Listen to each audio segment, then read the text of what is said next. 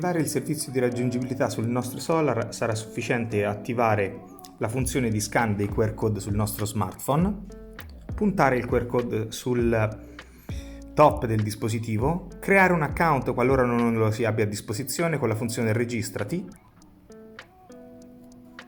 Successivamente, una volta creato l'account, sarà sufficiente cliccare su Avanti.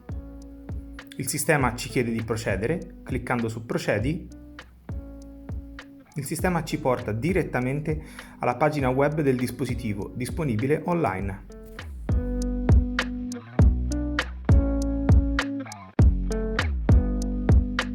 È possibile attivare il servizio di raggiungibilità sui Solar anche senza l'utilizzo del QR code. Sarà sufficiente portarsi sulla pagina appsgiot.com MySynapse, la pagina del MySynapse per l'appunto, inserire l'Activation Key che è riportata all'interno dell'etichetta posta sopra il dispositivo, successivamente inserire il proprio account Synapse o, se non lo sia disponibile, procedere a registrarlo attraverso registrati se non hai un MySynapse account. A quel punto, cliccando su Avanti, di nuovo il sistema ci chiede se vogliamo procedere ed cliccando ancora veniamo rimbalzati direttamente alla pagina del nostro eSolar.